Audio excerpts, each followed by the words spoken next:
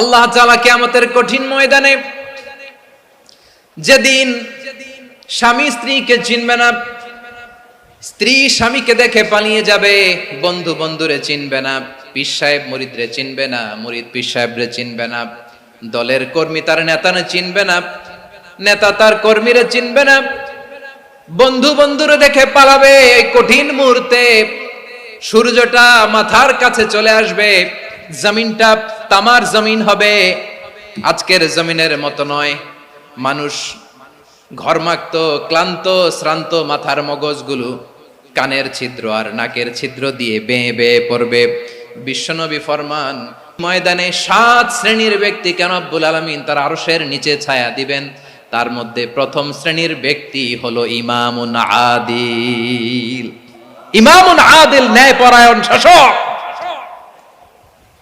যে ইনসাফের সাথে বিচার করে, যে জাস্টিস সমাজে সার্ভ করে, যে সুশাসন নিশ্চিত করে, ওই ইমামুন আদিল। আদিল শব্দটা বুঝছেন না? ইন্নাল্লাহা ইয়া'মুরু বিল আদল, পাইছেন? আদিল। 7 শ্রেণীর ব্যক্তিকে আল্লাহ তাআলা সুশীতল আরশের নিচে ছায়া দিবেন, যেদিন তার দেয়া ছায়া ছাড়া কোনো ছায়া থাকবে না। এর প্রথম হচ্ছে ইমামুন আদিল, ন্যায়পরায়ণ শাসক। চিল্লায় বলেন সুবহানাল্লাহ। আবার বিশ্বনবী বললেন, ইন্নাল মুকসিতিনা ইনদাল্লাহি আলা মানাবিরা মিন নূর আন ইয়ামিনির রহমান। কিয়ামতের দিন যারা ন্যায়পরায়ণ হিসেবে আল্লাহর সামনে দাঁড়াবে, কিয়ামতের দিন রব্বুল আলামিন তার আরশের ডান দিকে ওই ন্যায়পরায়ণ লোকদের জন্য আরশের ডান দিকে একটা নূরের মিম্বারে তাদেরকে বসার সুযোগ করে দিবে। আল্লাহর আরশের ডান দিকে ন্যায়পরায়ণ লোকদের জন্য আল্লাহ তাআলা নূরের মিম্বার বানাবে। 4টে কেন কথা মনে করেছেন? আল আদাল, জাস্টিস। ইন্নাল্লাহা ইয়া'মুরু বিল আদল। আল্লাহ তাআলা এই আদালতের নির্দেশনা দেয়, সুবিচার, সুশাসন। প্রিয় ভাইয়েরা, এটা আমরা বাংলাদেশে চাই কি চাই না? এই যে অরাজকতা, এই যে অন্যায়, এই যে জুলুম, এই যে ইনকনসিস্টেন্সি, সমাজের অসঙ্গতি, এর প্রধান কারণ জাস্টিস নাই, সুবিচার নাই, সুশাসন নাই। শেষবারের মতো আওয়াজ করে বলেন তো, আমরা বাংলাদেশে আদল চাই কি চাই না? তাহলে প্রথম নির্দেশনা শেষ। আল্লাহ তাআলা তোমাদেরকে আদলের আদেশ দেন। এরপরে আল্লাহ বললেন, আমি তোমাদেরকে ইহসানের আদেশ দেই।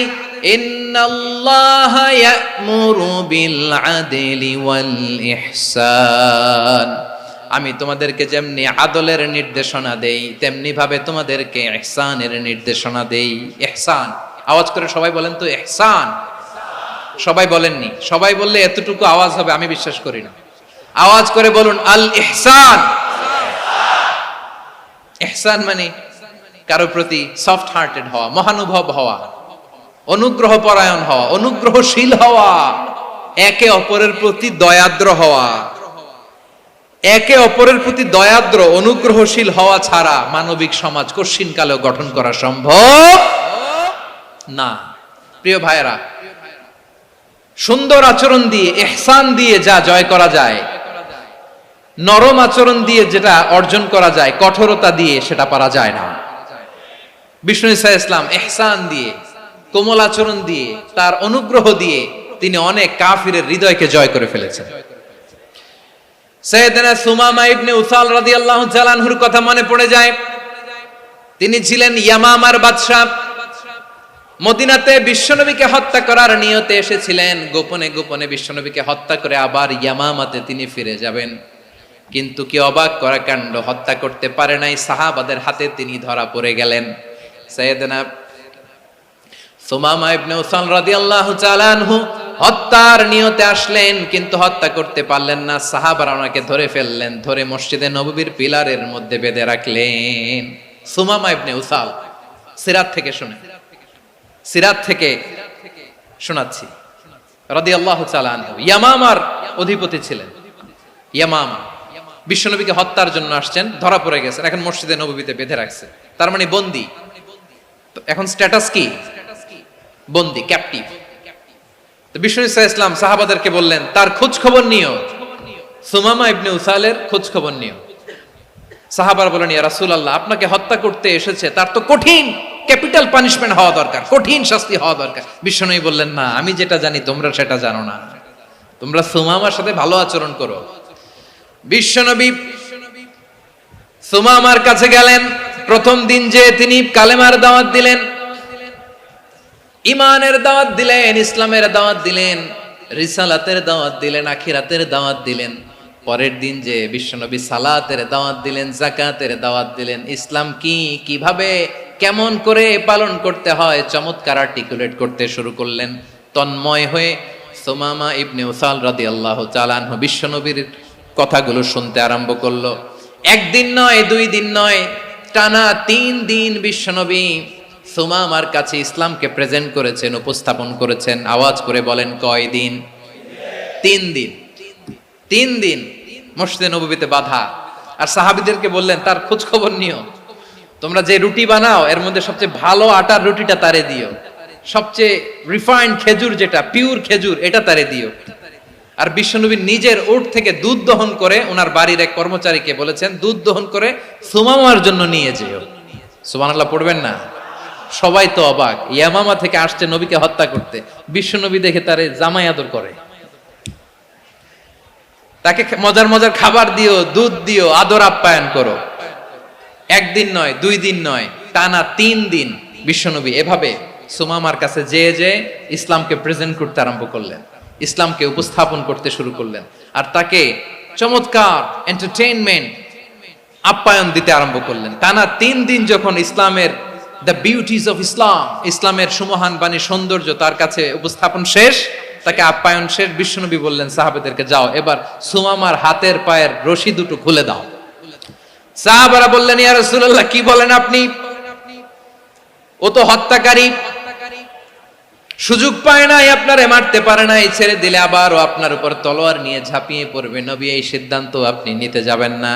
বিশ্বনবী বললেন, যেটা বলেছি সেটা করো, সুমামার রশিগুলো ছেড়ে দাও, সুমামার হাতে পায়ের রশিগুলো যে তোমরা খুলে দাও। সাহাবারা তর্ক জুড়ে দিলেন, লা ইয়া রাসূলুল্লাহ, এমনটা করবেন না, তো ভয়ঙ্কর, ভয়ঙ্কর খুনি, কি জানি কি হয়ে যায়। বিশ্বনবী বললেন, না, তার হাতে পায়ের রশিগুলো খুলে দাও। সাহাবারা বিশ্বনবীর কথা মতো তার হাতে পায়ের রশিগুলো খুলে দিল। সুমামা মুহূর্তের মধ্যে মসজিদে নববী থেকে বের হয়ে ইয়ামামায় ফিরে না যে মসজিদে নববীর পাশে একটা খেজুর বাগান ছিল, সেখানে চলে গেলেন। সেখানে একটা ছোট্ট কুয়া ছিল, কুয়ার পানি দিয়ে তিনি গোসল করলেন। সুবহানাল্লাহ পড়েন। কুয়ার পানি দিয়ে গোসল করে মসজিদে নববীর সামনে এসে বিশ্বনবী এবং সাহাবাদের সামনে দাঁড়িয়ে সাব্বাবা উঁচু করে বললেন, আশহাদু আল্লা ইলাহা ইল্লাল্লাহ ওয়া আশহাদু আন্না মুহাম্মাদান আবদুহু ওয়া রাসূলুহু। আল্লাহু আকবার। আমি সাক্ষ্য দিচ্ছি আল্লাহ ছাড়া কোনো ইলাহ নাই, আর মুহাম্মদ আল্লাহ তাআলার প্রেরিত বান্দা এবং রাসূল। প্রিয় ভাইয়েরা, ইহসান দিয়ে যা জয় করা যায়, কঠোরতা দিয়ে সেটা কঠিনকালেও জয় করা যায় না। আওয়াজ করে বলেন, ঠিক কি না? এবার সুমামা দাঁড়িয়ে বলে, ওগো নবী, আমি তো কালিমা পড়ে মুসলমান হয়ে গেলাম, এবার শোনেন, এই মুহূর্তের আগে আপনার চেহারার চাইতে নিকৃষ্ট কোনো চেহারা আমার কাছে ছিল না, কিন্তু শাহাদা পাঠ করার পরে আপনার চেহারার চাইতে উত্তম শ্রেষ্ঠ কোনো চেহারা আমার কাছে আর নাই। ও নবী, আজকের দিনের আগে ইসলাম ধর্মের চেয়ে নিকৃষ্ট অপছন্দনীয় কোনো ধর্ম আমার কাছে ছিল না, কিন্তু এই মুহূর্ত থেকে ইসলামের চেয়ে সেরা শ্রেষ্ঠ পছন্দনীয় কোনো ধর্ম আমার কাছে নাই। নবী গো, আজকের দিনের আগে মদিনার চাইতে অপছন্দনীয় নিকৃষ্ট কোনো শহর আমার কাছে ছিল না, কিন্তু এই মুহূর্তের পর থেকে মদিনার চাইতে কোনো শ্রেষ্ঠ শহর আমার জানা নাই। সে ছিল গমের বড় ডিলার, গম বেচতো। কি বেচতো? তার গম কিনে মক্কার লোকেরা রুটি খাইতো। সে ঘোষণা দিল, আজকে থেকে মক্কাবাসীদের জন্য সব গম আমি হারাম করে দিলাম, মক্কাবাসী এখন না খেয়ে মরে। সুবহানাল্লাহ পড়বেন না? মক্কাবাসী বিশ্বনবীর কাছে আসলেন, এসে বললেন, মুহাম্মদ, আমরা তো তোমার ভাই, তোমার চাচা, তোমার ভাতিজা, তোমার আত্মীয়, তুমি সুমামারে বলো সে যেন আবার গমের সাপ্লাই মক্কার জন্য অনুমতি দিয়ে দেয়। বিশ্বনবীর অনুমতি ক্রমে সুমামা আবার মক্কাতে গম পাঠাতে শুরু করলো। পড়েন সুবহানাল্লাহ। ইহসান, ইহসান দিয়ে আপনি যেটা জয় করতে পারবেন, you can win the heart of your enemies. ইহসান দিয়ে আপনি আপনার শত্রুর হৃদয়কে জয় করতে পারবেন। আওয়াজ করে বলেন, ঠিক কি না? এজন্য আল্লাহ বললেন, ওয়া আনফিকু ফি সাবিলিল্লাহি ওয়ালা তুলকু বিআইদিকুম ইলাত তাহলুকা ওয়া আহসিনু ইন্নাল্লাহা ইউহিব্বুল মুহসিনিন। তোমরা আল্লাহর রাস্তায় দান করবে আর নিজেরা নিজেদেরকে ধ্বংসের হাতে ঠেলে দিও না। তোমরা একে অপরের প্রতি ইহসান করবে, কারণ ইহসানকারীদেরকে আল্লাহ বড্ড ভালোবাসেন। সুবহানাল্লাহ পড়েন। আবার সূরা রহমানে আল্লাহ বললেন, হাল জাযাউল ইহসানি ইল্লাল ইহসান ফাবিআইয়ি আলা, সবাই পড়েন, ফাবিআইয়ি আলাই রাব্বিকুমা তুকাযযিবান। ইহসানের প্রতিদান হিসেবে ইহসানি হয়। বিশ্বনবী সুমামার প্রতি যেমন ইহসান করেছেন, সুমামাও ঠিক তেমন ইহসান ফিরিয়ে দিয়েছে। ঠিক কিনা বলেন? তাহলে এক নম্বরে হচ্ছে আদ, ন্যায় বিচার। দুই নম্বরে সবাই বলেন ইহসান, সদাচরণ। ইহসান দুই ধরনের প্রিয় ভাইরা, ইহসান ফিল ইবাদা, ইহসান ফিল মুআমালা। ইহসান ফিল ইবাদা হচ্ছে একাগ্র অনুভবে ইবাদতে ডুব দেওয়া, এর নাম ইবাদতের ইহসান। সুবহানাল্লাহ পড়ে। বিশ্বনবী বলেন ইহসান মানে কি জানো নাকি? হাদিসে জিবরিলে সাইয়েদনা জিবরিল আলাইহিস সালাম বিশ্বনবীকে বললেন, আখবিরনি আনিল ইহসান। নবী আমাদেরকে বলেন ইহসান মানে কি? বিশ্বনবী বললেন, আনতা আবুদাল্লাহা কাআন্নাকা তারাহু ফাইন লাম তাকুন তারাহু ফাইন্নাহু ইয়ারাক। ইহসান মানে হলো এমন ভাবে তুমি আল্লাহর সামনে নিজেকে উজাড় করে ইবাদত করবে, তুমি ভাববে তুমি আল্লাহকে দেখতে পাচ্ছ।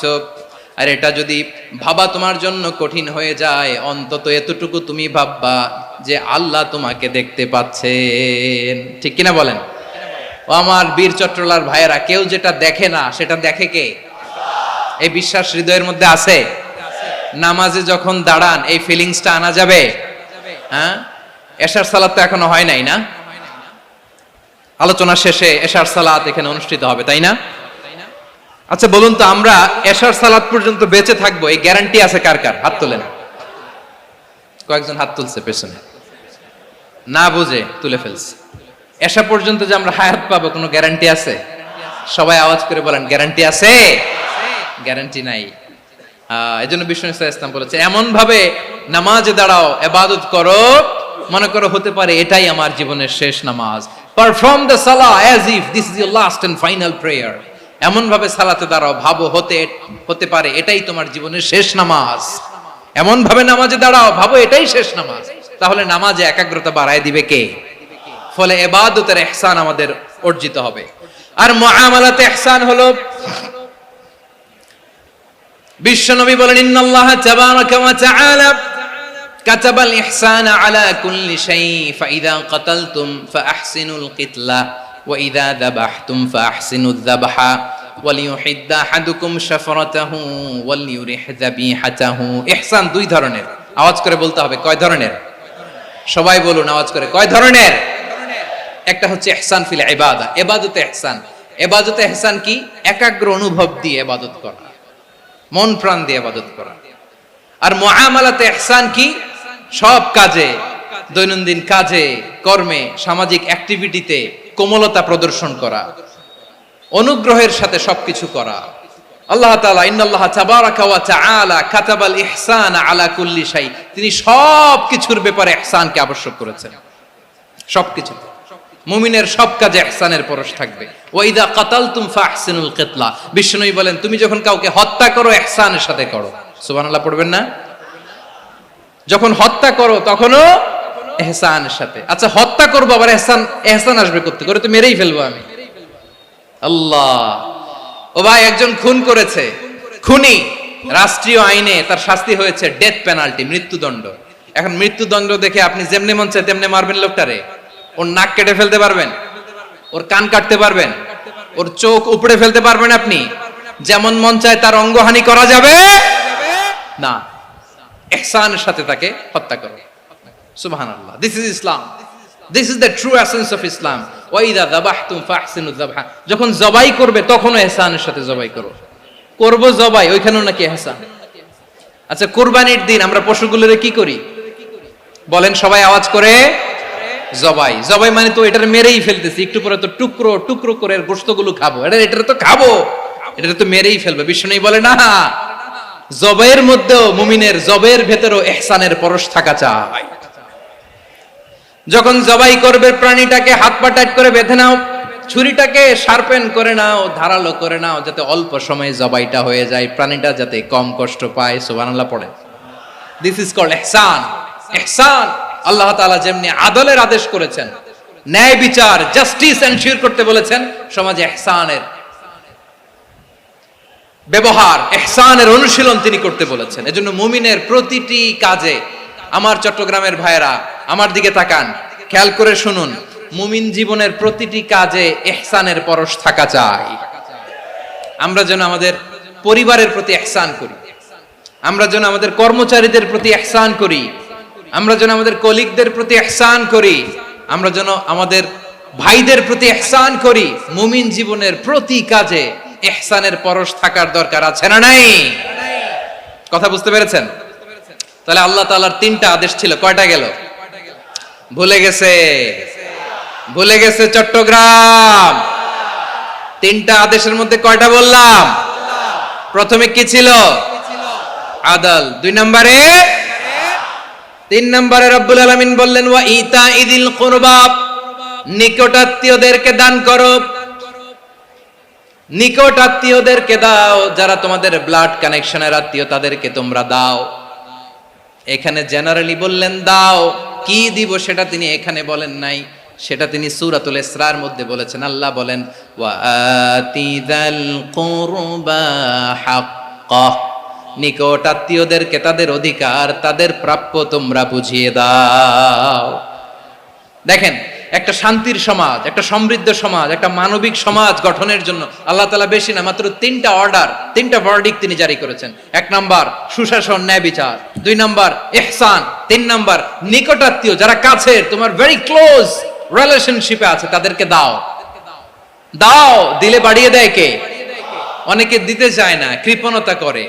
দিলে বাড়ায় দেয় কে?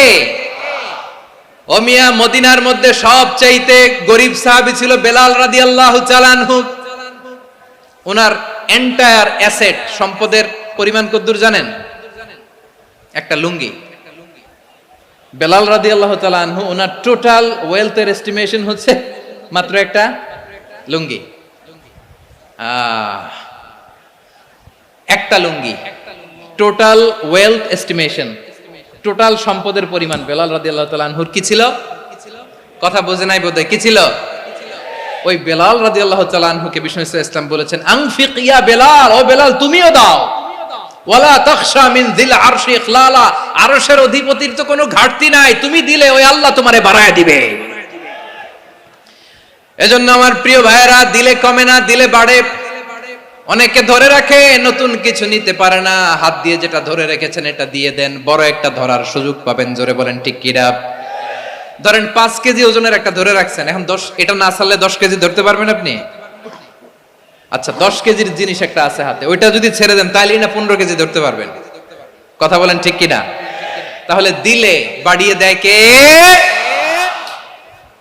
রব্বুল আলামিন বললেন 3 নাম্বার আদেশ হলো তোমাদের প্রতি সমাজটারে কেমন করে মানবিক সমাজ, সুন্দর সমাজ গড়বা। 3 নাম্বার আদেশ হলো ওয়া আতিদাল কুরবা হাক্কা, নিকটাত্মীয়দেরকে তাদের প্রাপ্য বুঝিয়ে দাও। এই নিকটাত্মীয়দেরকে তাদের অধিকার বুঝিয়ে দেওয়া, প্রাপ্য বুঝিয়ে দেওয়াতে আমাদের গাফলতি আছে না নাই? চট্টগ্রামে নাই? মাশাআল্লাহ আছে, আছে। অনেকে দেখবেন অনেক আল্লাহওয়ালা তাহাজ্জুদ গুজার, সেজদা দিতে দিতে কপালে কালো দাগ ফেলে দিছে, সে তার বোনের হকটা আদায় করে নাই। আছে না নাই? হ্যাঁ, এখানেও আছে। সর্বনাশ। অনেক বড় হাজী সাহেব, বিশাল লম্বা দাড়ি, ছেলেরে সব দিয়ে দিছে, মেয়েরে কিছু দেয় নাই, মেয়ের হক আদায় করে নাই। আছে না নাই? এই হাজী সাহেবেরা, এই আল্লাহওয়ালারা কিয়ামতের ময়দানে আটকে যাবে। আপনি অন্যের অধিকার নষ্ট করেছেন, তাদের রাইটস কে ভায়োলেট করেছেন। এজন্য আল্লাহ তাআলা বলেন, কারো অধিকার যদি কেউ নষ্ট করে, ওই সমাজটা মানবিক সমাজ কঠিনকালেও হতে পারে না। এজন্য 3 নম্বর আল্লাহ বললেন ওয়া ইতাইদিল কুরবা, নিকটাত্মীয়দেরকে দাও। কি দিবা? তাদের অধিকার দিয়ে দাও, বোনের অধিকার বুঝিয়ে দাও। মেয়ের অধিকার বুঝিয়ে দাও, ফুফুর অধিকার বুঝিয়ে দাও। দেখবেন অনেক মায়েরা ছেলের পাতে মুরগির রান দেয়, মেয়ের পাতে দেয় মুরগির ঠ্যাং। এরকম আছে না নাই? ছেলেরা কি দেয় মুরগির, মেয়ের পাতে কি দেয়? তো মেয়ের কি মুরগির রান খেতে মনে চায় না? মনে চায় না? এমনটা করা যাবে না। নিকটাত্মীয়দেরকে অধিকার দিয়ে দাও, নিকটাত্মীয়ের সাথে সুসম্পর্ক রাখো। আদেশটা কার? এজন্য প্রিয় ভাইয়েরা, জীবনে যদি বারাকা অর্জন করতে চান, নিকটাত্মীয়দের সাথে সুসম্পর্ক রাখতে হবে, তাদের জন্য উপহার পাঠাতে হবে। বিশ্বনবী বলেন, লা ইয়াদখুলুল জান্নাতা কাতে, যে ব্যক্তি আত্মীয়তার সম্পর্ককে ছিন্ন করে দেয়, সে কশিন কালেও আল্লাহর জান্নাতে ঢুকবে না। আপনি কি এটারে সহজ হাদিস মনে করছেন? এটা সহজ কথা? আপনি ভাবছেন আপনার নামাজ আপনার বাঁচাতে পারবে, আপনার রোজা বাঁচাতে পারবে, আপনার তাহাজ্জুদ আপনারে বাঁচাতে পারবে? আপনি অধিকার নষ্ট করলে কিছুই আপনারে বাঁচাতে পারবে না। এজন্য নিকট আত্মীয়দেরকে দিতে হবে বেশি বেশি। বিশ্বনবী বলেন, ইন্না সাদাকাতা আলাল মিসকিনি সাদাকা ওয়া আলা যির রাহিমি ইসনাতান সাদাকাতুন ওয়া সিলা। মিসকিন রে দান করলে শুধু দানের সওয়াব হয়, নিকট আত্মীয়কে দান করলে দুইটার সওয়াব হয়, সাদাকার সওয়াব হয়, আবার আত্মীয়তার বন্ধন অটুট রাখার সওয়াব হয়ে যায়। আবার বিশ্বনবী বললেন, মান সাররাহু আইয়ুবসাতা লাহু ফি রিজকিহি ওয়া ইউনসা লাহু ফি আসারিহি ফালইয়াসিল রাহিমা। যে ব্যক্তি তার রিজিকের প্রশস্ততা চায় আর হায়াতে বরকত চায়, সে যেন তার আত্মীয়ের সাথে সুসম্পর্ক রাখে। আমার প্রিয় চট্টলার ভাইয়েরা, আমাদের রিজিক বাড়ুক, এটা আমরা চাই কি চাই না? সবাই চান? হ্যাঁ, আমাদের রিজিকে প্রশস্ততা আসুক, চাই কি চাই না? আমাদের হায়াতে বরকত আসুক, আমরা চাই কি চাই না? এই দুইটা যদি চান, তাহলে নিকটাত্মীয়দের সাথে সুসম্পর্ক রাখবেন, পারবেন? তাহলে সমাজটারে মানবিক সমাজ বানায় দিবে কে? তিনটা আদেশ চলে গেল। কয়টা? আওয়াজ করে বলেন। এক নম্বরে কি ছিল? দুই নম্বরে, তিন নম্বরে নিকটাত্মীয়দেরকে দান। আপনাদেরকে আরো শোনার আগ্রহ আছে? আপনাদের মনোযোগ আছে না গেছে? কষ্ট হচ্ছে না? মাশাআল্লাহ, মাশাআল্লাহ। তাকবীর পড়ুন, লিল্লাহি তাকবীর।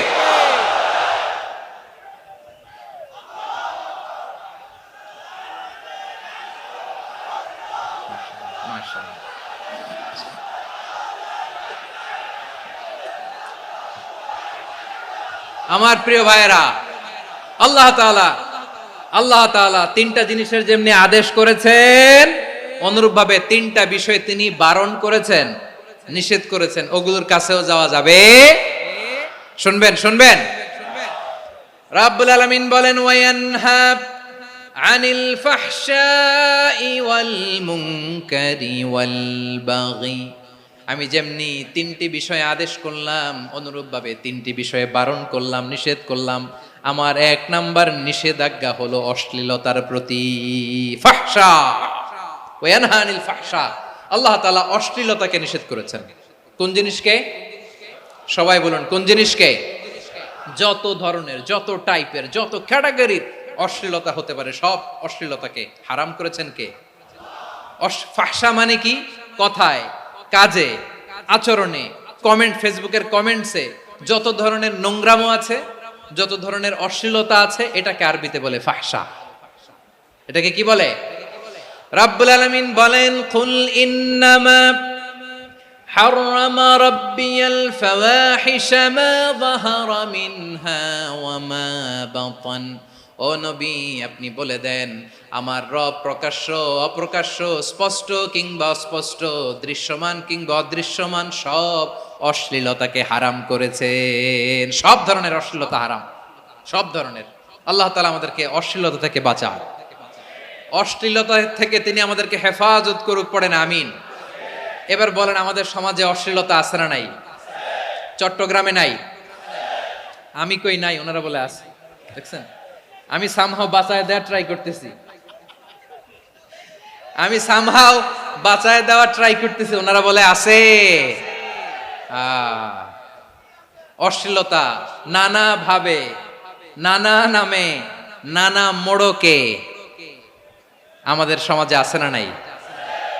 সংস্কৃতির নামে, ফ্যাশনের নামে, বিনোদনের নামে, উপন্যাসের নামে, কনসার্টের নামে অশ্লীলতা আছে না নাই?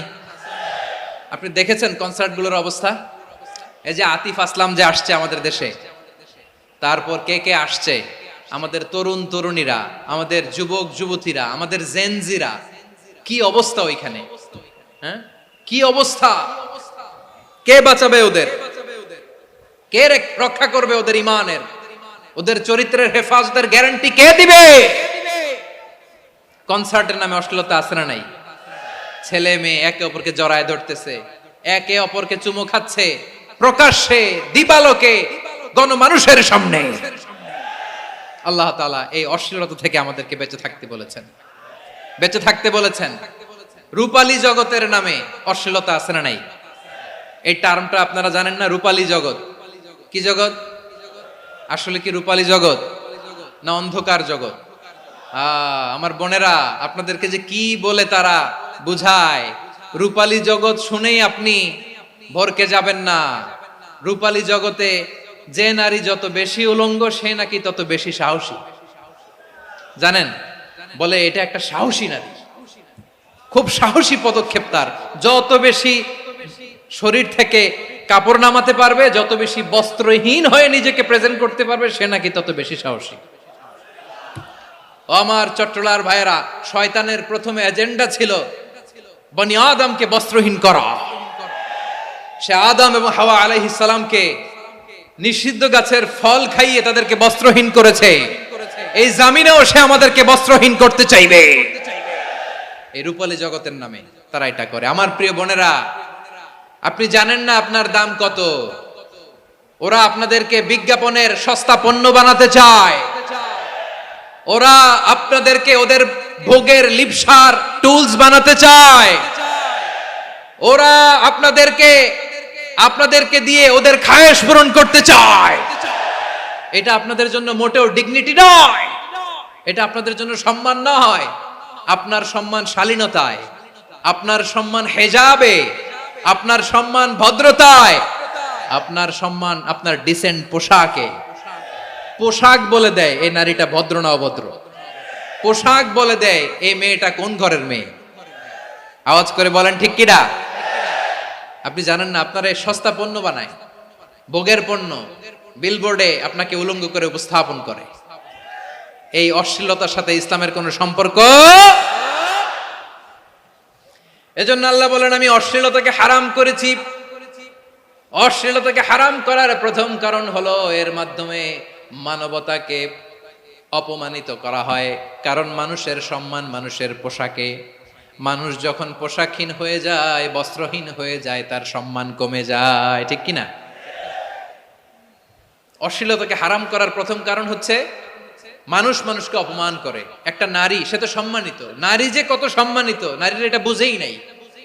বিশ্বনবী বলেন, আর দুনিয়া কুল্লুহা মাতা ওয়া খায়রু মাতা'আদ দুনিয়া আল মারআতুস সালিহা। আমার বোনেরা, 5টা প্যান্ডেলে আপনারা এলইডিতে আমার আলোচনা শুনছেন, আমি জানি। আপনাদের এই গর্ভ যে কত দামি আপনি জানেন না। আপনার পেট থেকেই আসবে আগামী দিনের সালাহুদ্দিন আল আইয়ুবী। আপনার পেট থেকেই আসবে অনাগত দিনের ইমাম মাহদী আল মুনতাজার। আপনার পেট থেকেই আসবে অনাগত দিনের ফয়সাল, ওয়াসিম, মুগ্ধ, আবু সাইদের মতো বীর যোদ্ধা।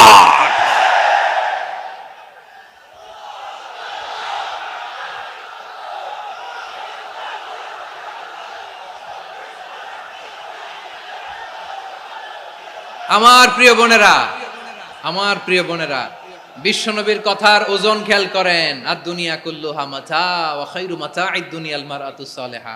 দুনিয়ার সবকিছুই অ্যাসেট, এর মধ্যে সবচেয়ে দামি অ্যাসেট নেককার নারী। আপনার গর্ভ যে কত দামি আপনি জানেন না। নিজের সময়টাকে কাজে লাগান, কোরআন পড়েন, সুন্নাহ পড়েন। আপনার অনেক দায়িত্ব ঘরে। You are the MD of your family. একটা family it's a very big institution. পরিবার একটা অনেক বড় প্রতিষ্ঠান। and you are the MD of your institution. আপনি এই পরিবারের MD, managing director of your family. এখানে আপনার কত দায়িত্ব। আপনি ছেলে মেয়েদেরকে তারবিয়া করবেন, আপনি আপনার স্বামীর জন্য ঘরটার জান্নাতের নীর বানাবেন, আপনার জন্য জান্নাতের ডুপ্লেক্স বাড়ি ওইখানে তৈরি করে রাখবে কে? আপনি যে কত দামি আপনি জানেন না। নারীদেরকে আল্লাহ বানিয়েছেন উচ্চতর করে, নিম্নতর নয়। নারীদেরকে ছোট্ট জিনিস দিলে এটারে বড় করে দেয়। নারীদেরকে ভ্রূণ দিলে, শুক্রাণু দিলে নারী এটারে বাচ্চা বাচ্চা হিসেবে উপহার দেয়, ঠিক কিনা? বিয়ের মাধ্যমে স্বামী যখন তার শুক্রাণু তার স্ত্রীকে উপহার দেয়, স্ত্রী রিটার্নে কি উপহার দেয়? ফুল ফর্ম বেবি, মানব সন্তান। দেখছেন, আপনি দিলেন একটু, কুনি দিছে বিশাল। আপনি যদি নারীকে বাজার এনে দেন, নারী এটাকে সুস্বাদু খাবারে রূপান্তর করে দেয়। আপনি তাকে একটা মুচকি হাসি দিয়ে দেন, সে তার কলিজা দিয়ে দেয়। কিন্তু যদি আপনি তার মনে কষ্ট দেন, সে আপনার জীবনকে জাহান্নাম বানায়া দেয়। খবর আছে, নারীর মন বুঝতে পারলে নেয়ামত, বুঝতে না পারলে কিয়ামত, ঠিক কিনা বলে? কত দামি আপনি জানেন না, জানেন না আপনি কত দামি, অনেক দামি আপনি। আপনাদেরকে যেন ভোগের সস্তা পণ্য বানাতে না পারে, আপনাদেরকে সচেতন থাকতে হবে, সজাগ থাকতে হবে, কনসার্ন থাকতে হবে। শয়তানের ওই হাতছানির দিকে আর নজর দেওয়া যাবে না।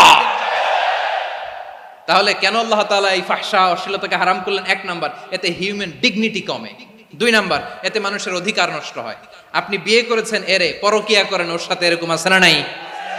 স্ত্রীর অধিকার নষ্ট করেছেন। আপনি বিবাহ সম্পর্কে আবদ্ধ হয়েছেন তার সাথে, আপনি পরকিয়া করেন ওই ছেলের সাথে, আপনি আপনার হাজবেন্ডের সাথে বিট্রে করেছেন। এজন্য আল্লাহ অশ্লীলতাকে হারাম করেছেন। অশ্লীলতাকে হারাম করার আরেকটা কারণ হচ্ছে আল্লাহ তাআলা এই হিউম্যান জেনারেশনকে এটাকে প্রিজার্ভ করতে চায়। হিফজুন নাসল, এটা মাকাসিদুশ শরিয়ার অনেক গুরুত্বপূর্ণ একটা মাকাসিদ, অনেক গুরুত্বপূর্ণ। আপনার নাসল, আপনার জেনারেশনকে সংরক্ষণ করা। এই যে আসতেছে ফেব্রুয়ারি, কত ফেব্রুয়ারি জানো? এটা কি বিশ্ব ভালোবাসা দিবস? হ্যাঁ, কি দিবস? এই বিশ্ব ভালোবাসা দিবসের সাথে মুসলমানদের কোনো সম্পর্ক নাই। আমার প্রিয় ভাইরা, এই যে আপনি অবৈধ সম্পর্কে জড়ালেন, কেন আল্লাহ অশ্লীলতাকে হারাম করেছে দেখেন। বলতেছিলাম যে এটা আপনার নাসল, আপনার জেনারেশন, আপনার লিনিয়েজ, আপনার বংশকে প্রিজার্ভ করা। কে কার বাবা, কে কার মা, বাবা মা জানা, প্রজন্মকে প্রিজার্ভ করা, এটা ইসলাম ওয়াজিব করে দিয়েছে। এই যে অবৈধ সম্পর্কের কারণে, বিশ্ব বেহায়া দিবসের কারণে, এগুলোর আউটকাম, আউটপুট হিসেবে মাঝে মাঝে ঢাকা মেডিকেলের ডাস্টবিনে নবজাতকের বাচ্চার কান্নার আওয়াজ শুনতে পাওয়া যায়। চট্টগ্রাম মেডিকেলের ডাস্টবিনে নবজাতকের কান্না শুনতে পাওয়া যায়। বীর চট্টলার মুসলমানেরা বুঝতে পারলে আওয়াজ করে বলেন, এই যে চট্টগ্রাম মেডিকেলে যে নবজাতকটা পাওয়া গেল, ওর বাবাকে আমাকে বলেন, ওর বাবাকে, ওর মাকে, ও কোন ফ্যামিলির সন্তান কেউ জানে? আপনি হিউম্যান ডিগনিটিকে অপমান করেছেন না? আপনি তার ভবিষ্যৎকে অন্ধকার করেছেন না? আপনি তার লিনিয়েজকে প্রশ্নবিদ্ধ করে দিয়েছেন না? এই জন্য আল্লাহ তাআলা অশ্লীলতাকে আমাদের জন্য হারাম করে দিয়েছেন। পড়েন সুবহানাল্লাহ। এই জন্য রাব্বুল আলামিন বলেন, কুল ইন্নামা হারামা রাব্বিয়াল ফাওয়াহিশা মা যাহারা মিনহা ওয়া মা বাতান। প্রকাশ্য অপ্রকাশ্য সব অশ্লীলতাকে হারাম ঘোষণা করে দিয়েছে কে? আবার দুনিয়ার বুকে যারা অশ্লীলতার প্রসার করে তাদের জন্য শাস্তি মজুদ রেখেছে কে? রব্বুল আলামিন বলেন, ইন্নাল্লাযীনা ইউহিব্বুনা আন তাশিআল ফাহিশাতু ফিল্লাযীনা আমানু লাহুম আযাবুন আলীমুন ফিদ দুনিয়া ওয়াল আখিরাতি ওয়াল্লাহু ইয়ালামু ওয়া আনতুম লা তা'লামুন। নিশ্চয়ই যারা বিশ্বাসীদের মাঝে অশ্লীলতার প্রচার প্রসার করতে চায় তাদের জন্য আমি মর্মন্তুদ শাস্তি প্রস্তুত করে রেখেছি, দুনিয়াতেও রেখেছি, আখিরাতেও রেখেছি। ঘোষণাটা কার? যারাই নাটকের নামে, সিনেমার নামে, রূপালী জগতের নামে, মুভির নামে, ওটিটি প্ল্যাটফর্মের নামে আমার সমাজে অশ্লীলতা ছড়াতে চায় তাদের জন্য কঠিন মর্মন্তুদ শাস্তি মজুদ রেখে দিয়েছে কে?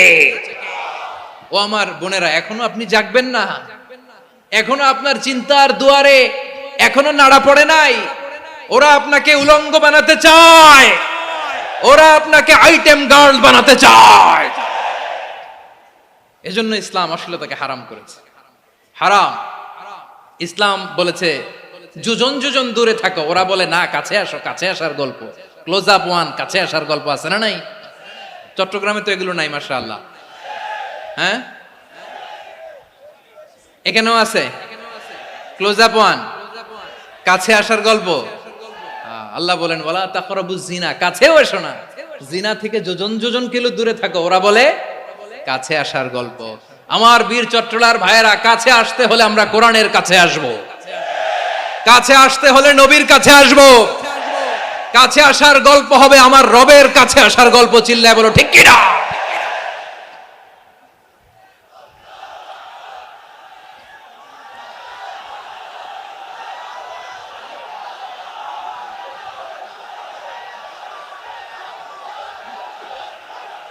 বসুন বসুন আমার ভাইয়েরা। তাহলে অশ্লীলতার সাথে আমাদের কোনো সম্পর্ক? সবাই বলতে পারেননি, আওয়াজ করে বলুন, অশ্লীলতার সাথে আমাদের কোনো সম্পর্ক? আমরা এই সমস্ত ক্লোজ আপ ওয়ান, কাছে আসার গল্পের প্রোগ্রামে যাব? আমরা কোন ধরনের অশ্লীল কন্টেন্ট সোশ্যাল মিডিয়ায়, টিভিতে দেখব? কি যুগ যে আমরা কাটাচ্ছি আপনি কল্পনা করতে পারবেন না। পর্ন ইন্ডাস্ট্রি, নারী পুরুষের বস্ত্রহীন যুগল দৃশ্য, এটাকে দিয়ে ওরা কোটি ডলারের ইন্ডাস্ট্রি বানিয়েছে। পুরো মানব ইতিহাসে এরকম জঘন্য সময় মানব ইতিহাস পার করে নাই। পর্ন এটা ইন্ডাস্ট্রি হয়ে গেছে। আমাদের এই যুবকগুলো, জেনজিগুলো, ওদের চরিত্র বাঁচাবে কি করে? কেমন করে হেফাজত করবে ওদের এই মূল্যবান চরিত্র? আমার প্রিয় ভাইরা, এই অশ্লীলতার দ্য লেটেস্ট ভার্সন হচ্ছে LGBTQ, শরীফ থেকে শরীফা। শুনছেন আপনারা? দেখতে পুরুষ, আসলেই পুরুষ, সুস্থ একজন পুরুষ, 4 সন্তানের বাবা, বলে আমি মনে মনে নারী। দেখতে নারী, সুস্থ নারী, আসলেই সে দিব্যি একজন নারী, বলে আমি মনে মনে পুরুষ। সবচেয়ে ভয়ঙ্কর অশ্লীলতার সবচাইতে লেটেস্ট ভার্সন হচ্ছে এই ট্রান্সজেন্ডারিজম। সুস্থ পুরুষ তার বায়োলজিক্যাল গ্রোথকে হরমোন দিয়ে স্টপ করে দিয়ে সে সার্জারি করে নারী হতে চায়। সুস্থ নারী পুরুষ হতে চায়। পুরুষ পুরুষের প্রতি সেক্সুয়ালি আকর্ষণ বোধ করে। এটা লূত আলাইহিস সালামের কওমের মধ্যে ছিল। এটাকেও আল্লাহ কোরআনে ফাহিশা বলেছেন। ওয়ালুতান ইয ক্বালা লিকাওমিহি আতাতুনাল ফাহিশাতা মা সাবাকাকুম বিহা মিন আহাদিম মিনাল আলামিন। লূত আলাইহিস সালাম বললেন, তোমরা কি এমন এক অশ্লীল কার্যক্রমে ডুব দিলে নাকি যেটা গোটা বিশ্বের কেউ কখনো করে নাই, তোমরাই প্রথম করেছো। পড়েন নাউযুবিল্লাহ। এই পশ্চিমের এই রোগ আমার দেশে যেন আসতে না পারে, আমাদের সজাগ থাকতে হবে। প্রিয় ভাইরা, চিল্লায় বলেন ঠিক কিনা? পশ্চিমের অবস্থা ভয়ঙ্কর। পাশ্চাত্যে, আমি যুক্তরাষ্ট্রে ছিলাম অনেকদিন, কয়েক মাস, বিভিন্ন স্টেটে ঘুরেছি। গার্ডিয়ানরা উদ্বিগ্ন, ছেলে মেয়েদেরকে, ছোট্ট ছেলে মেয়ে, ওদেরকে জিজ্ঞেস করে, তুমি how do you feel right now inside yourself? তুমি ভিতরে ভিতরে কেমন ফিল করো? তোমার কি ছেলে ছেলে লাগে না মেয়ে মেয়ে লাগে? আচ্ছা বলেন, এই ছোট্ট বাচ্চাটা ওকে এগুলো জেন্ডার অ্যাসাইনমেন্ট বলতে এগুলো কিছু বুঝে? এইভাবে মিসগাইড করা হচ্ছে। কৌতূহল বশত ছোট্ট ছেলে যদি বলে আমার তো মেয়ে মেয়ে লাগে, তখন বলে যে না তুমি মেয়ে, ছেলে না। মা বাবা বাধা দিলে ওকে আলাদা গভর্নমেন্ট হাউসে নিয়ে যায়। ভয়ঙ্করতম অবস্থা। আমরা একটা সময়ে শুনতাম যে হুজুর আমার ছেলেটা খুব ভালো, হাফেজে কোরআন, আল্লাহওয়ালা। হুজুর আমার ছেলে দাড়ি রাখছে, আল্লাহওয়ালা। হুজুর আমার ছেলে 5 ওয়াক্ত সালাত জামাতের সাথে পড়ে, তার মানে আল্লাহওয়ালা। পশ্চিমে যে আমি কি শুনছি জানেন? ওরা বলে হুজুর আমার ছেলেটা ইউনিভার্সিটির একটা মেয়ের সাথে প্রেম করে, ও খুব আল্লাহওয়ালা, হুজুর দোয়া করবেন। এর কারণ ওদের কাছে আল্লাহওয়ালার ক্রাইটেরিয়া হচ্ছে হুজুর আমার ছেলেটা আরেক ছেলের পছন্দ করে নাই, আমার মেয়েটা আরেক মেয়েকে ভালোবাসে নাই, এজন্য আমার ছেলেটা আল্লাহওয়ালা, হুজুর ওর জন্য একটু দোয়া করে দিয়েন। কি চ্যালেঞ্জ ওরা ফেস করতেছে। ওনার ছেলে যে আরেক ছেলেরে বিয়ে করবে না, এটাতেই উনি খুশি যে আলহামদুলিল্লাহ আমার ছেলেটা একটা মেয়েরে ভালোবাসে, আমার মেয়েটা একটা ছেলেরে ভালোবাসে, মানে এটা খুব আল্লাহওয়ালা। নাউজুবিল্লাহ পড়তে পারলেন না? এজন্য অশ্লীলতার সাথে আমাদের কোনো সম্পর্ক। রব্বুল আলামিন বলেন ওয়ায়ানহা আনিল ফাহশাই ওয়াল মুনকারি ওয়াল বাগি তিনটা জিনিসকে আমি নিষিদ্ধ করলাম। এক নাম্বার হলো ফাহশা, অশ্লীলতা। দুই নাম্বারে হলো মুনকারের সমস্ত মন্দ কাজ। আপনাদের মনোযোগ আছে না? শেষ করে দিব? আর 2-1 মিনিট শুনবেন? আচ্ছা বলি তাহলে, আর 2-1 মিনিট। তাহলে নিষেধাজ্ঞা জারি করেছেন তিনটা জিনিসের উপর। এক নাম্বার কি? ফাহশা, অশ্লীলতা। দুই নাম্বার মুনকার। মুনকার মানে হচ্ছে যত মন্দ কাজ, খারাপ কাজ, বাজে কাজ, এটার বলে মুনকার। এটার কি বলে? আপনারা পড়ছেন না, তা'মুরুনা বিল মা'রুফি ওয়া তানহাউনা আনিল মুনকার। ভালো কাজের আদেশ, সৎ কাজের আদেশ, অসৎ কাজের নিষেধ। মুনকার, মুনকার হচ্ছে মানুষের স্বাভাবিক বিবেকবোধ যেটাকে খারাপ বলে, ওইটাই মুনকার। পৃথিবীর সব আসমানি গ্রন্থ যেটাকে খারাপ বলেছে, মানুষের স্বাভাবিক বিবেকবোধ যেটাকে খারাপ বলেছে, এগুলো সব মুনকার। যেমন ইফটিজিং, এটা কি ভালো না খারাপ? মজুদদারি, খাদ্যে ভেজাল দেওয়া, ওজনে কম দেওয়া, মাছে ফরমালিন মিশানো, চাঁদাবাজি, টেন্ডারবাজি, দখলবাজি, এগুলো আমাদের স্বাভাবিক বিবেকেই বলে এগুলো খারাপ, এগুলো হচ্ছে মুনকার। আল্লাহ তাআলা এই মুনকার থেকে আমাদেরকে বেঁচে থাকতে বলেন, আর শয়তান এই মুনকারের প্রতি আমাদেরকে উদ্বুদ্ধ করে। আল্লাহ তাআলা বললেন, ইয়া আইয়ুহাল্লাযীনা আমানু লা তাত্তাবিউ খুতুওয়াতিশ শাইতান ফাইন ওয়া মান ইয়াত্তাবি' খুতুওয়াতিশ শাইতানি ফাইন্নাহু ইয়া'মুরু বিল ফাহশাই ওয়াল মুনকার। আল্লাহ বললেন, ও আমার গোলামেরা শোনো শোনো, ও আমার বিশ্বাসী বান্দারা খবরদার, তোমরা কশিনকালেও শয়তানের পদাঙ্ক অনুসরণ করবে না, কারণ শয়তান তোমাদেরকে অশ্লীলতা এবং মন্দ কাজের দিকে উদ্বুদ্ধ করে। আমাদের কাজ হচ্ছে শয়তান আমাদেরকে যেদিকে নিতে চায় আমরা তার উল্টা দিকে যাব, ঠিক কিনা বলে? শয়তান এই মন্দ কাজকে আমাদের কাছে বিউটিফাই করে, চাকচিক্যময় করে আমাদের সামনে উপস্থাপন করে। এজন্য আল্লাহ বলেন মুনকারকে থামাতে হবে, মুনকার প্রতিরোধ করতে হবে। মুনকার প্রতিরোধের দায়িত্ব শুধু আমাদের নাকি? শুধু আপনার খতিব সাহেবের, ইমাম সাহেবের, নাকি মুসলিম উম্মার সবার? আওয়াজ করে বলুন, মুনকার অসৎ কাজ প্রতিরোধের দায়িত্ব কার? রাব্বুল আলামিন বলেন, কুনতুম খায়রা উম্মাতিন উখরিজাত লিন-নাসি তা'মুরুনা বিল মা'রুফি ওয়া তানহাউনা আনিল মুনকার। তোমাদেরকে শ্রেষ্ঠ জাতি করে জমিনের মধ্যে আবির্ভূত করা হয়েছে, যাতে করে তোমরা জমিনের ভেতরে সৎ কাজের আদেশ করতে পারো আর অসৎ কাজের নিষেধ করতে পারো। উম্মাহ কুনতুম খায়রা, তাহলে গোটা উম্মার দায়িত্ব, এটা বুঝতে পারছেন তো? আচ্ছা, আরো নিচে আসেন। এরপরে আল্লাহ বললেন, শুধু উম্মাহ না, এই জমিনের রাজত্ব আমি যাদের হাতে দেই, এই জমিনের মালিক আমি যাদেরকে বানিয়ে দেই, যাদেরকে আমি সরকারের দায়িত্ব দেই, তাদেরকেও মুনকার প্রতিরোধের দায়িত্ব দিয়েছে কে? আল্লাহ বলেন, যারা ক্ষমতার মসনদে বসেছে তাদেরকে 4 দফা কর্মসূচি আমি আল্লাহ দিলাম। আওয়াজ করে বলেন, কয় দফা?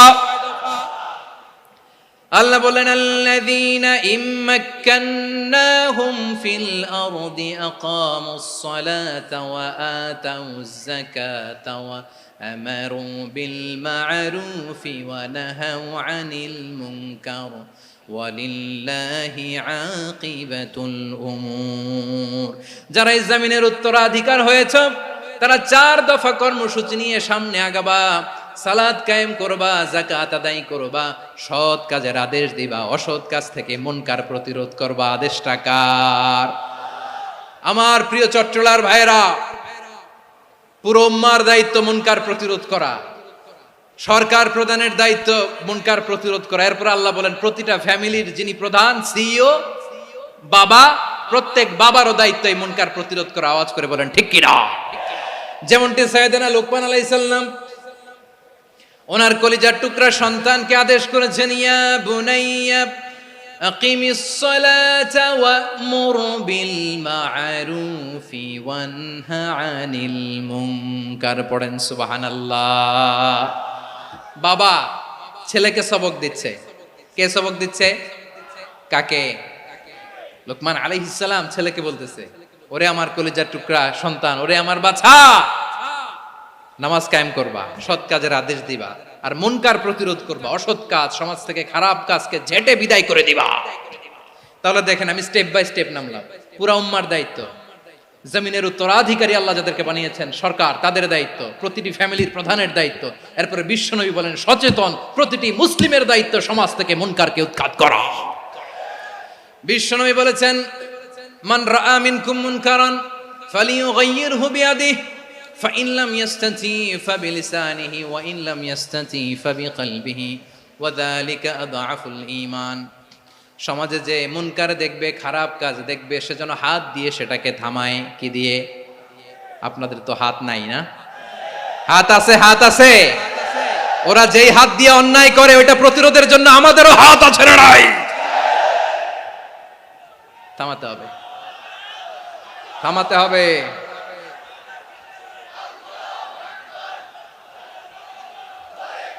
বসুন আমার প্রিয় ভাইয়েরা, ওরা ওদের যে হাত দিয়ে টেন্ডারবাজি করে, চাঁদাবাজি করে, ইফটিজিং করে, দখলবাজি করে, যে হাত দিয়ে, ওই মুনকার থামায় দেওয়ার জন্য আল্লাহর দেয়া আমাদেরও দুটি হাত আছে না নাই?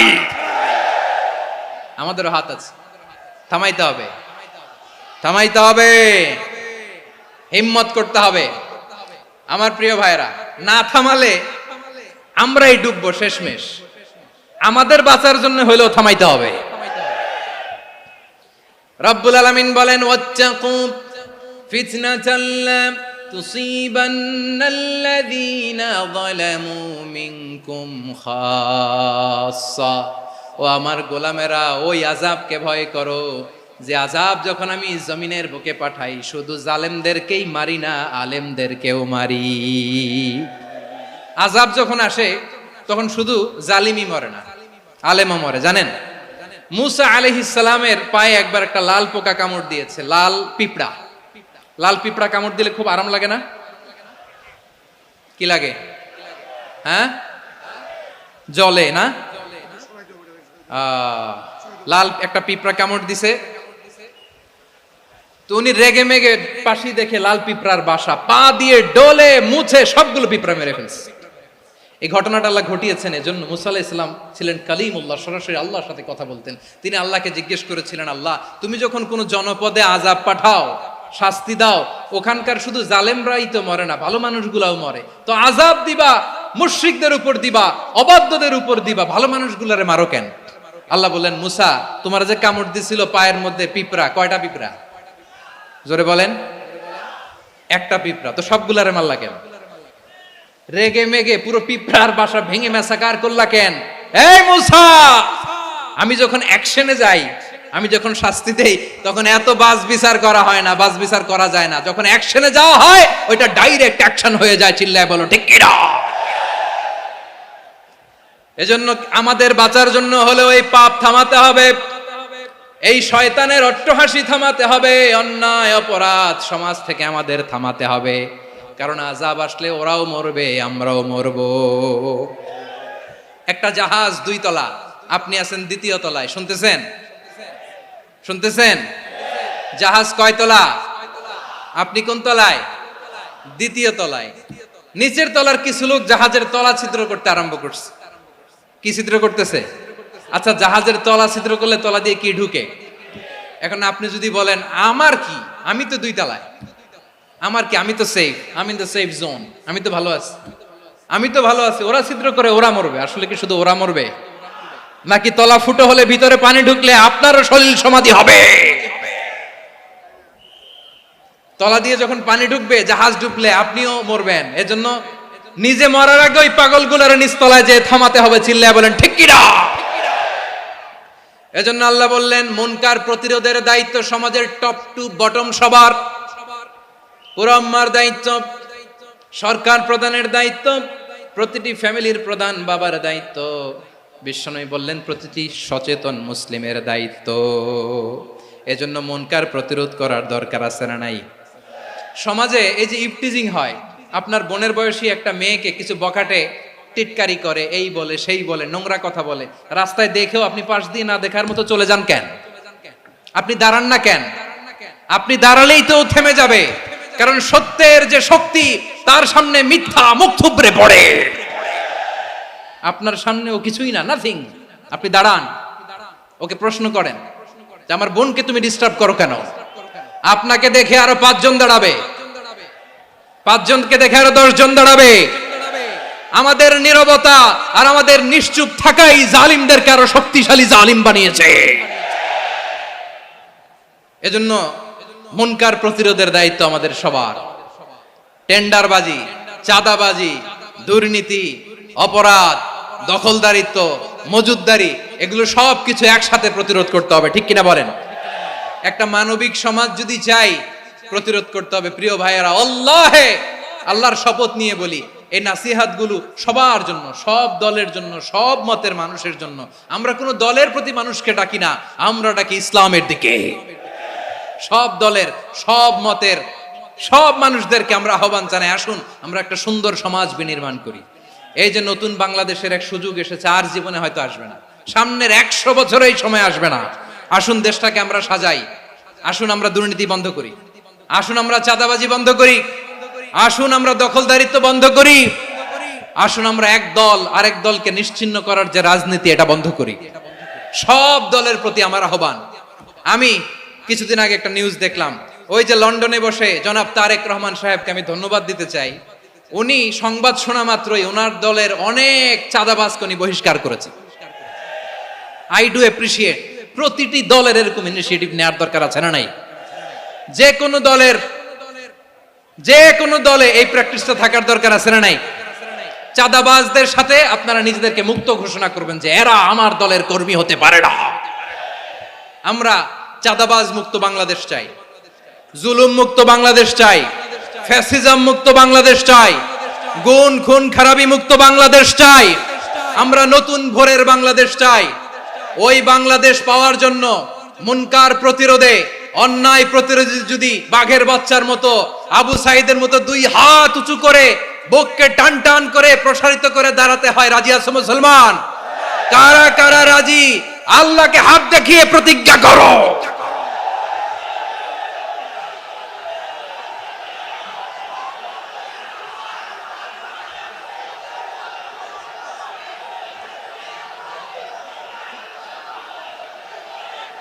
আমার প্রিয় ভাইয়েরা, বসুন বসুন আমার ভাইয়েরা। রাব্বুল আলামিন বলেন, ওয়ায়ানহা আনিল ফাহশাই ওয়াল মুনকারি ওয়াল বাগি ইয়াইদুকুম লাআল্লাকুম তাযাক্কারুন। বসুন। আল্লাহ বললেন, আমি অশ্লীলতাকে নিষেধ করি, আমি সব ধরনের মন্দ কাজকে নিষিদ্ধ করি, সব শেষে আমি সীমা লঙ্ঘনকে তোমাদের জন্য নিষিদ্ধ করি। আলোচনা মনে আছে তো? না ভুলে গেছেন? নিষিদ্ধ করেছেন কয়টা জিনিস? 1 নম্বরে অশ্লীলতা, 2 নম্বরে মুনকার তথা সব মন্দ কাজ, 3 নম্বরে আল বাগি, সীমা লঙ্ঘন, ক্রসিং দ্য লিমিট।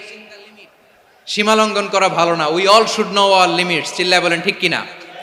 একই আয়াতে আল্লাহ বললেন, কুল ইন্নামা হাররামা রাব্বিয়াল ফাওয়াহিশা মা যাহারা মিনহা ওয়া মা বাতানা ওয়াল ইসমা ওয়াল বাগিয়া বিগাইরিল হক।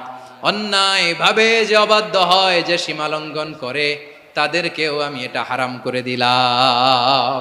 সীমা লঙ্ঘন করা হারাম, সীমা লঙ্ঘন করা হারাম। আল্লাহ বারবার বারবার আমাদেরকে ওয়ার্নিং দেয়। যখন আমরা থামি না তখন আল্লাহ ধরে, আর যখন ধরে তখন ছাড়ে না। ধরে ধরে ধরে না, ধরলে আল্লাহ। ফেরাউনকে কিন্তু হুট করে ধরে নাই, আপনারা জানেন 9 বার ওয়ার্নিং দিয়েছে। ফেরাউনকে আল্লাহ তাআলা ওয়ার্নিং দিয়েছিল কয়বার? বীর চট্টলার বীর সেনানীরা আওয়াজ করে বলেন, ফেরাউনকে ধরার আগে ওয়ার্নিং দেয়া হয়েছিল কয়টা? রাব্বুল আলামিন বলেন, ওয়ালাকাদ আতাইনা মূসা 9 আয়াতিন বাইয়িনাত। 9টা মুআজিজা দেখিয়েছি।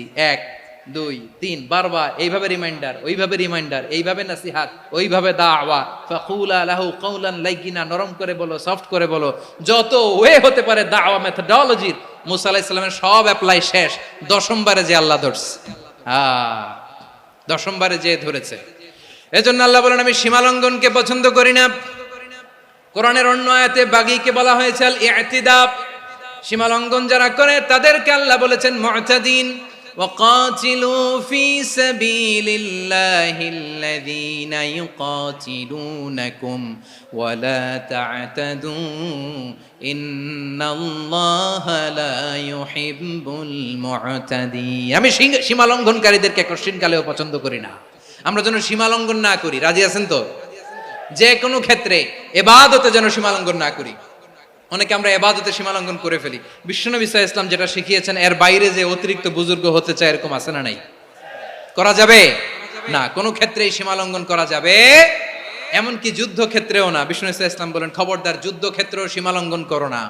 কি সুন্দর ইসলাম আমরা পেয়েছি। বিশ্বনবী বলেন খবরদার যুদ্ধের ময়দানে কোনো নারীর গায়ে হাত তোলো না, কোনো শিশুর গায়ে হাত তোলো না, কোনো গবাদি পশু হত্যা করো না, কোনো শস্য ক্ষেত্র ধ্বংস করো না, ইবাদতরত অন্য ধর্মের কোনো সন্ন্যাসীর গায়ে হাত তুলো না। বলেন সুবহানাল্লাহ। তাহলে আমরা সীমা লঙ্ঘন করতে পারবো?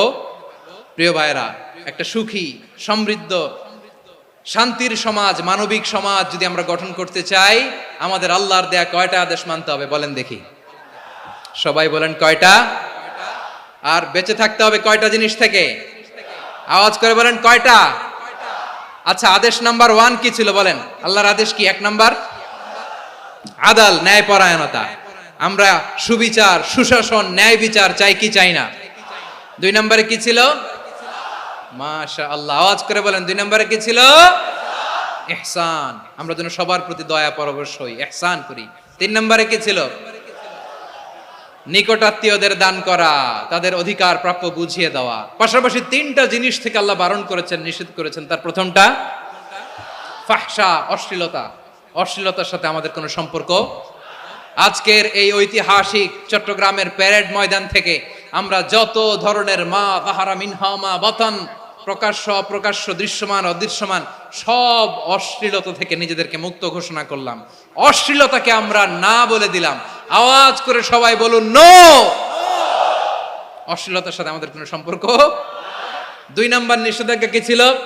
আল মুনকার, সমাজের যত মন্দ কাজ এগুলোকে আমরা প্রতিরোধ করব। রাজি আছেন তো সবাই? 3 নম্বরে আল বাগি, সীমালঙ্ঘন।